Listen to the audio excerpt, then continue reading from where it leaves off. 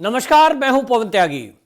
नरेंद्र मोदी जी की पंजाब यात्रा के दौरान जो सुरक्षा में चूक हुई थी, वो चूक नहीं, षड्यंत्र था। हम पहले दिन से कह रहे हैं, लेकिन कांग्रेसी थे तो मानने को तैयार नहीं। और कांग्रेस के कई नेता,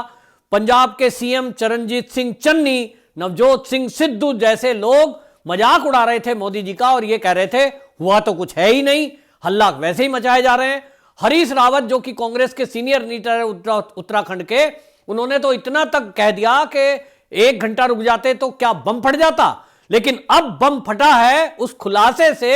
जो खुलासा यह हुआ है कि इस घटना के पीछे, इस षड्यंत्र के पीछे सिख फॉर जस्टिस नाम का वो संगठन था जो पंजाब में फिर से खालिस्तान बनाने की मुहिम को चलाए हुए है। जी हां, आपको याद होगा पिछले 1 साल से गुरु पतवंत सिंह पन्नू जो कि सिख फॉर जस्टिस का फाउंडर है और वो विदेश में बैठा हुआ इस आंदोलन को चला रहा है कि दोबारा से रेफरेंडम किया जाए और हम एक अलग से खालिस्तान बनाएं। इस सारी घटनाओं को देखते हुए मोदी सरकार ने 2019 में सिख फॉर जस्टिस नाम के संगठन को भारत में बैन कर दिया था, लेकिन उसके बाद से भी लगातार वो यहां एक्टिव है। और हमने देखा सीएए के विरोध के समय में यही संगठन जो शाहीन बाग था उनको फंडिंग कर रहा था, उनको आए दिन खाना बांटना और वहां पैसे बांटने का काम कर रहा था। इसी संगठन ने किसान आंदोलन में भी फंडिंग की और पूरे आंदोलन को लीड किया, या यूं कहूं मिसलीड किया। और वो जो किसान आंदोलन है उसमें भी इस संगठन का हाथ था। अब खुलकर के सामने आ गया है कि यही संगठन पंजाब में फिर से आतंकवादी गतिविधियों को बढ़ावा दे रहा है। जिस तरह से लुधियाना की कोर्ट में बम ब्लास्ट हुआ, इसमें सिख फॉर जस्टिस का हाथ आया था। एनआईए इस मामले की अभी जांच कर रही थी, लेकिन इसी बीच मोदी जी की सुरक्षा को लेकर जितना षड्यंत्र रचा गया वो गंभीर एक मामला सामने आया। और यह आया था कि किस तरह से जो प्रदेश का डीजीपी है वो बाकायदा गलत सूचना देता है और जो एसपीजी को एक ब्लू बुक के जरिए जो जानकारी देनी चाहिए थी वो जानकारी, इतना ही नहीं, ये जो डीजीपी है राज्य का, ये इस जानकारी को लीक करता है और ये लीक जानकारी प्रियंका गांधी तक पहुंच जाती है मुख्यमंत्री के जरिए, जिसको मुख्यमंत्री ने खुद कहा, चरणजीत सिंह चन्नी ने एएनआई के पत्रकार से बात करते हुए, कि मैंने सारी घटना को प्रियंका गांधी से बता दिया है। तभी ये सवाल उठ रहे थे कि एक प्रदेश का मुख्यमंत्री किस तरह से अपनी पार्टी की महासचिव को कोई बात बता सकता है। वो पार्टी की महासचिव है। आप कांग्रेस की अंदरूनी बातें, पार्टी की बातें वो करिए, लेकिन देश के प्रधानमंत्री की सुरक्षा से जुड़े हुए मुद्दे की जानकारी और बातचीत यदि आप करते हैं तो यह गोपनीयता और पद और गोपनीयता की शपथ का भी उल्लंघन है। इसको लेकर जब कांग्रेस घिरी तो अभी इसकी मांग ही उठ रही थी और सारे देश में एक मांग उठ रही थी कि कहीं ऐसा तो नहीं कि राहुल गांधी जिस तरह की विदेश यात्राओं पर जाते हैं, और वो जब भी विदेश यात्रा पर जाता है, जब भी कोई ना कोई बाद में साजिश रची जाती है, देश विरोधी एक्टिविटी की जाती है, तो कहीं ऐसा तो नहीं राहुल गांधी इस षड्यंत्र के पीछे है, प्रियंका गांधी इस षड्यंत्र के पीछे है। ये पूरे देश में मांग उठी कि सोनिया गांधी, प्रियंका गांधी और राहुल गांधी है गांधी खानदान, इसकी भूमिका की भी जांच होनी चाहिए। कहीं ऐसा तो नहीं है कि खालिस्तानी मूवमेंट चलाने वाले लोगों के पीछे फिर से ये कांग्रेस हो, क्योंकि 80 के दशक में यही काम इंदिरा गांधी ने किया था कि जब उनको लग रहा है कि अब वो सत्ता में नहीं आने की है तो पंजाब को जलने के लिए छोड़ दिया गया। इसी तरह अब लग रहा है कि इस समय भी कांग्रेस का हर जगह से सफाया हो रहा है और अब कांग्रेस को लगता है सत्ता वापसी का एक ही तरीका है कि इस देश में फिर से आतंकवाद बढ़ाया जाए, दंगे कराए जाए, लोगों में फूट डाली जाए। और इसलिए हमने देखा कि सीएए के विरोध के समय में जब भारत तेरे टुकड़े होंगे इंशाअल्लाह कहने वाले लोग कहीं यूनिवर्सिटी में खड़े थे जेएनयू में, तो राहुल गांधी उनके पास जाकर फोटोशूट करा रहे थे, रात को उनका मनोबल बढ़ा रहे थे और ये कह रहे थे ये तो आजादी की अभिव्यक्ति की आजादी है। इसी तरह सीएए के विरोध के समय में सारी कांग्रेस एक अभियान चलाए हुए थी और वो कह रही थी हम तो आपके साथ हैं। ठीक इसी तरह किसान आंदोलन में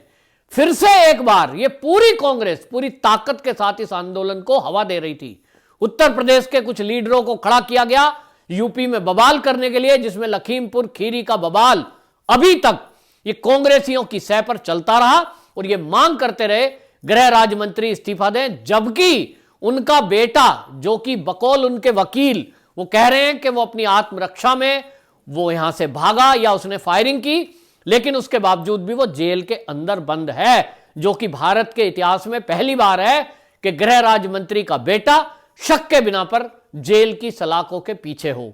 उसके बावजूद यह आंदोलन पूरा खड़ा किया गया। इसमें सबको सारे जब लिंक जोड़ेंगे तो पता लगेगा कि कांग्रेस केवल इस सारी साजिश के पीछे षड्यंत्रकर्ता के रूप में है। मोदी जी की यात्रा के दिन की अगर बात करें तो उस यात्रा के दिन जिस तरह से 20 मिनट पुल के ऊपर रोका गया, सारे एक्सपर्ट जितने भी सुरक्षा से जुड़े हुए मामलों के जानकार हैं, वो सब एक्सपर्ट, पूर्व डीजीपी, सीनियर आईपीएस, वो सब ये कह रहे हैं कि मोदी जी को जिस तरह से पुल पर रोका गया और वहां से पाकिस्तान का बॉर्डर मात्र 20 किलोमीटर दूर है, ये इस बात को बताता है कि उनको 1-1.5 किलोमीटर दूर से भी रॉकेट लॉन्चर से उनकी गाड़ी को टारगेट किया जा सकता था, क्योंकि हाइट पे यदि कोई गाड़ी या कोई टारगेट है उसको हिट करना ज्यादा आसान है बनिस्पत की प्लेन एरिया में। तब ऐसे मामले में 20 मिनट उनको वहां रोका गया। हरीश रावत जी कहते हैं कि 1 घंटा रुक जाते तो क्या बम फट जाता। हरीश रावत जी इस बात का उत्तर देंगे क्या कि क्या वो गारंटी दे रहे हैं कि यदि मोदी जी 1 घंटा वहां इंतजार करते सड़क खुलने का तो बम नहीं फटेगा क्या? लेकिन ये कांग्रेसी बड़ी बेशर्मी से मोदी जी का मजाक उड़ाते रहे। नवजोत सिंह सिद्धू जो कि प्रदेश अध्यक्ष है कांग्रेस का, ये मोदी जी को ये कह रहा था कि 15 मिनट मोदी जी को क्या रोक लिया, ये तो आऊं आऊं हो गई उनकी। मतलब ऐसा लगा, बता रहा था वो मजाक उड़ाता स्टेज से जैसे कि मोदी जी डर गए। लेकिन अब जो एक्सपर्ट हैं वो जानकार ये कहते हैं कि मोदी जी को एसपीजी के द्वारा ये जानकारी दी गई थी कि मोदी जी अब यहां जो हम खड़े हैं ये जानबूझ करके रास्ते को ब्लॉक किया गया है, क्योंकि एसपीजी के जो अधिकारी हैं वो गृह मंत्रालय के जो अधिकारी हैं वो लगातार चन्नी को फोन मिला रहे थे और चन्नी और डीजीपी फोन नहीं उठा रहे थे। पूरी प्लानिंग के साथ मुख्य सचिव, डीजीपी और मुख्यमंत्री और वहां का डीएम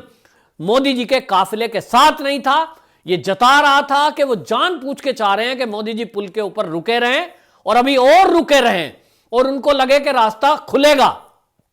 तो पुलिस के अधिकारी खाना पूर्ति करते रहे, जो पुलिसकर्मी उन आंदोलनकारियों से बात कर रहे थे जो मुट्ठी भर आंदोलनकारी थे। तो सवाल यह उठ रहा है, तो सब ड्रामा चल रहा था। इसका मतलब यह है कि वो मोदी जी को वहां रोककर कुछ षड्यंत्रकारियों को संदेश देना चाह रहे थे,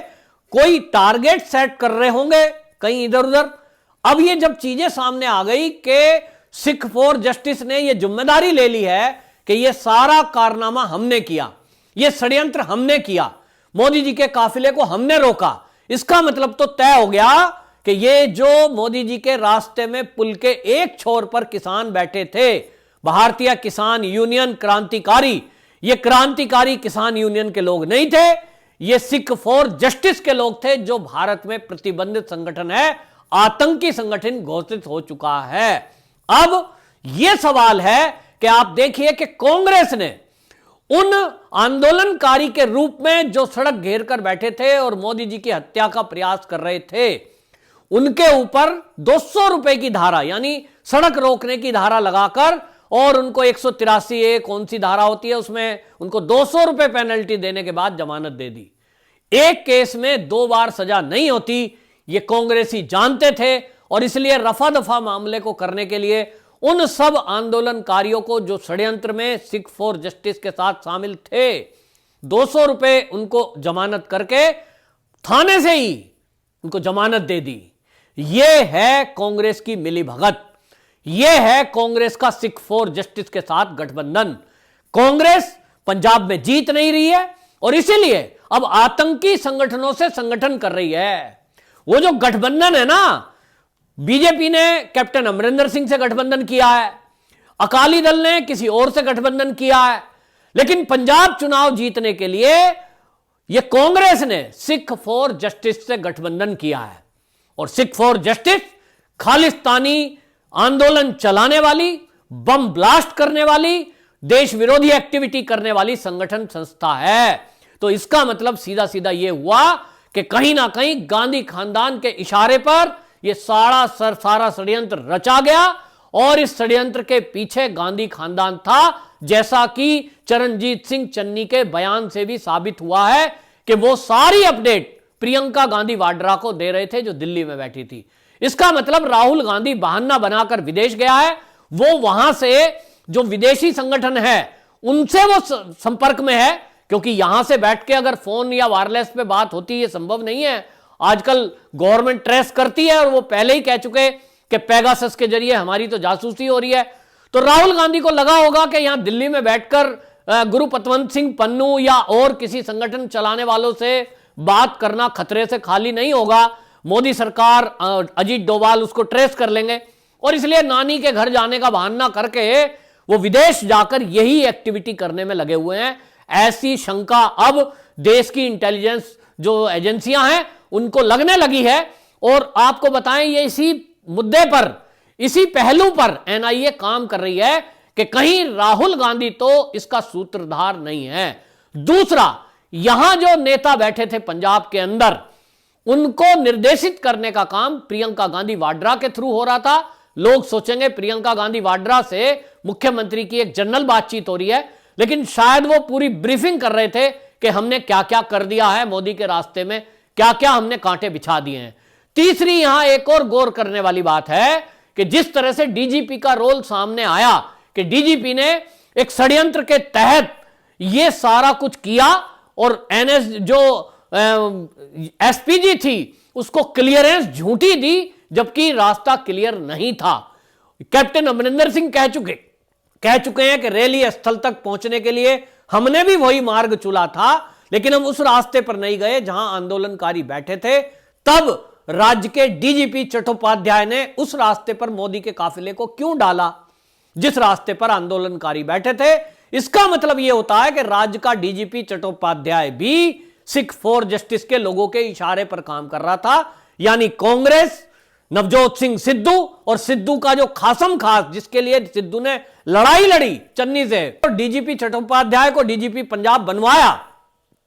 तो क्या नवजोत सिंह सिद्धू इसी दिन के लिए इस डीजीपी को नियुक्त कर रहे थे कि रैलियां चलेंगी, बीजेपी के अधिकारी आएंगे, मोदी आएंगे, अमित शाह आएंगे यहां और तुम इसी तरह उनकी हत्या का षड्यंत्र रच देना। यह जवाब नवजोत सिंह सिद्धू से लेना पड़ेगा जांच एजेंसियों को, एनआईए को। मामला बहुत गंभीर है, लेकिन अब जब आतंकी संगठन का इन्वॉल्वमेंट इसमें सामने आया है, बेशक सुप्रीम कोर्ट में याचिका लगाई गई है कि यह कोई चूक नहीं है, यह आपराधिक षड्यंत्र है और इसकी उच्च स्तरीय कमेटी से जांच होनी चाहिए जिसमें एनआईए भी हो साथ में, क्योंकि आतंकी मामला जुड़ता हुआ सामने आ रहा है। लेकिन सवाल यह है कि अगर इसमें राहुल गांधी और प्रियंका गांधी का कोई रोल सामने आता है, चरणजीत सिंह चन्नी और नवजोत सिंह सिद्धू का कोई रोल सामने आता है,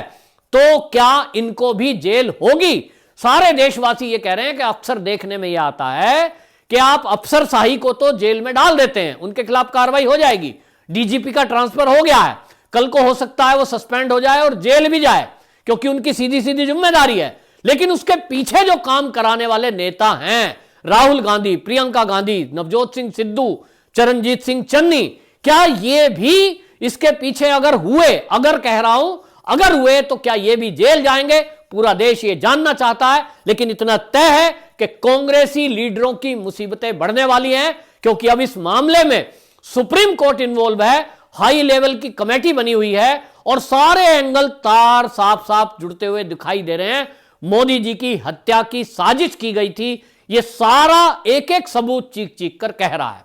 वंदे मातरम।